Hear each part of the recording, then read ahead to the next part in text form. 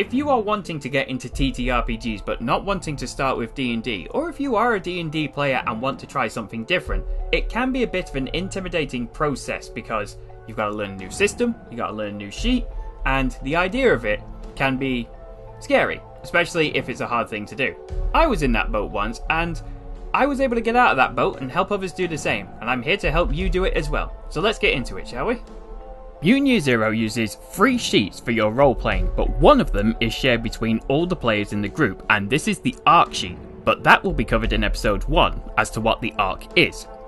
Right now, we're going to be looking at the basics of the game and the character sheets that you'll be using.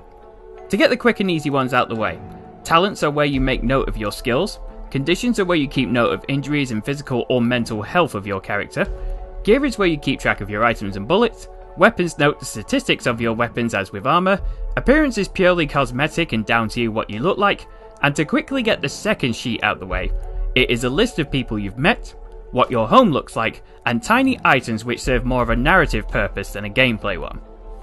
Now onto the not so obvious. Your character will be a member of what's called an arc.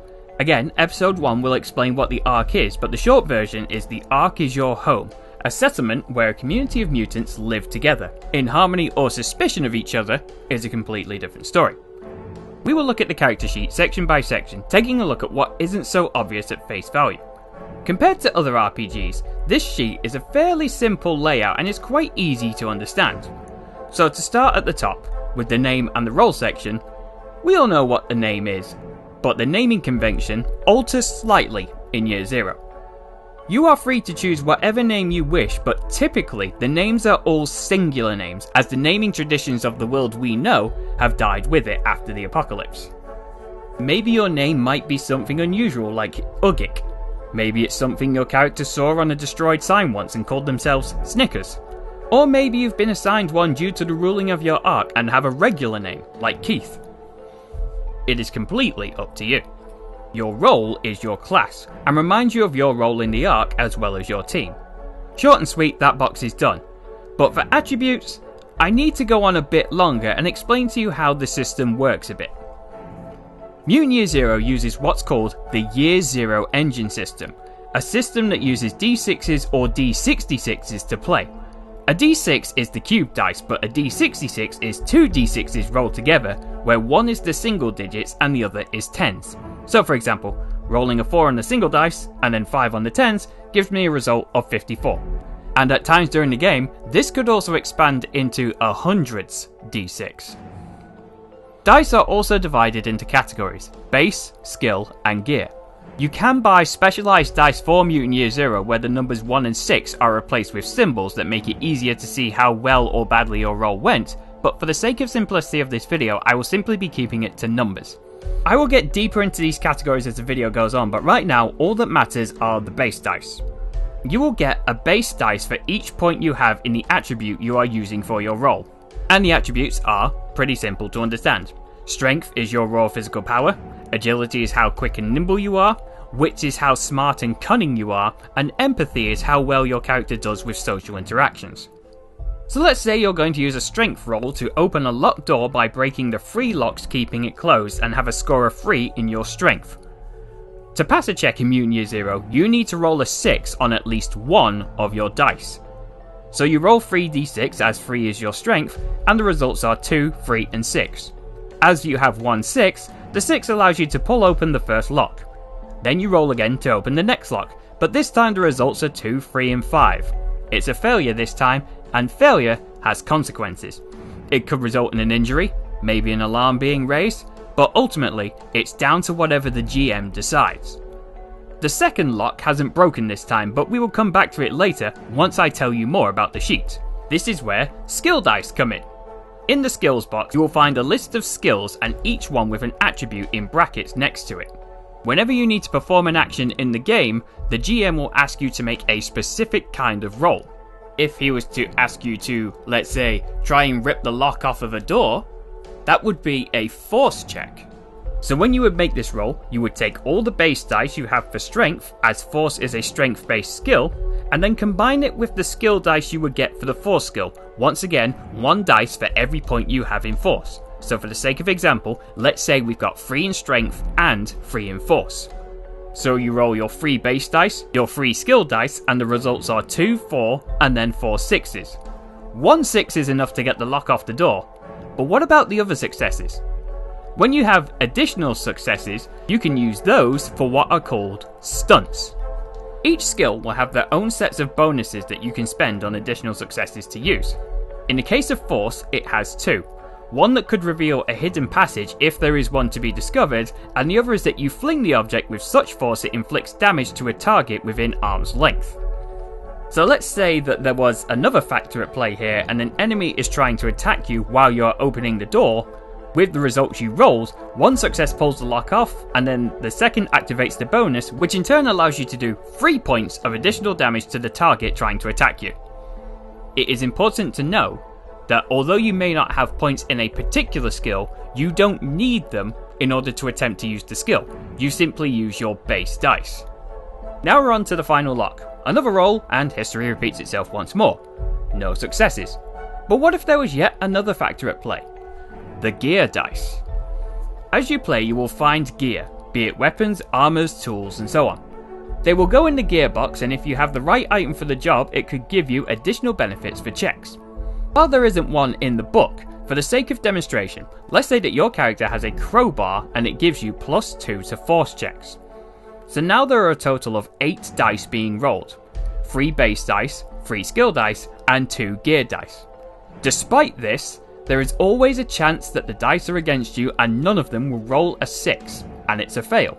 With only 1 chance to get the lock broken, what do you do now the roll has failed? One option was that before the roll was made, if you weren't confident you could succeed, another player could state they're going to help you.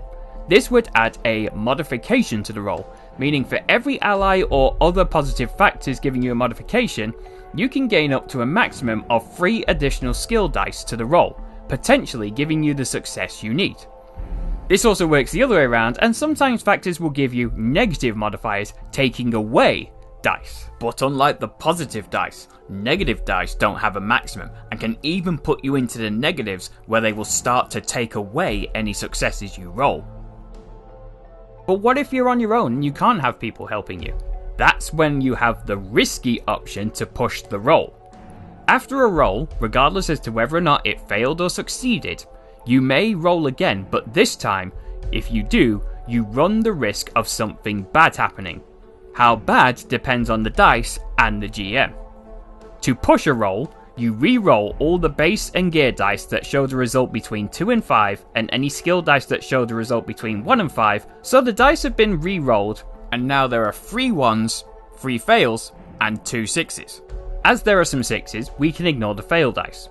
The 6s work as normal, but now that the roll has been pushed, the 1s come into play, and they have additional consequences. On the skill dice, 1s mean nothing, they're just a failure. But on the base or the gear dice, 1s are failures and since one of these failures was rolled on a gear dice, this could result in your gear breaking, or at the very least, getting damaged. For every 1 rolled on a gear dice, the gear in question reduces its gear bonus by 1, if it has one in the first place. When it reaches 0, it is considered broken. But in this example, the gear bonus of the crowbar is +2, so it is only slightly damaged and still gives a +1 gear bonus. So for now, it is still useful.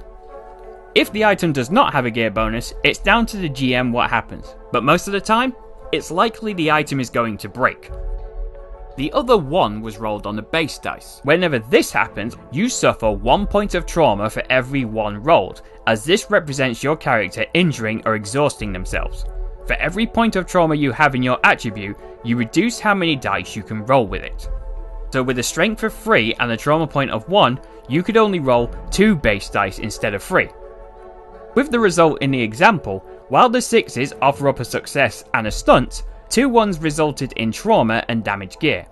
However, the bad news potentially doesn't stop there, and that segues us nicely into the mutation and mutation points boxes.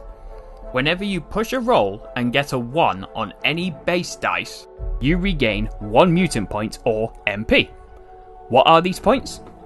Well, your character is not human despite what they may look like, but they are instead a mutant, and as such you have mutant powers. These are determined randomly during creation and are recorded in your mutations box, but in order to use these mutations, you may need to use mutation points. Each power may have a cost to it if you use it in a certain manner. If you have the points, you can do it. You regain these points at the start of every session, but also when you roll a 1 in a push roll. And the best part, MP carries over from game to game, so don't be afraid to be a big spender when you have a bunch, especially since you can only hold a maximum of 10. Each power has a list of uses. Some are passive and do not require MP, and in some cases you can spend more than 1 MP to make the effect better. Helpful as they are, mutations are also not risk-free.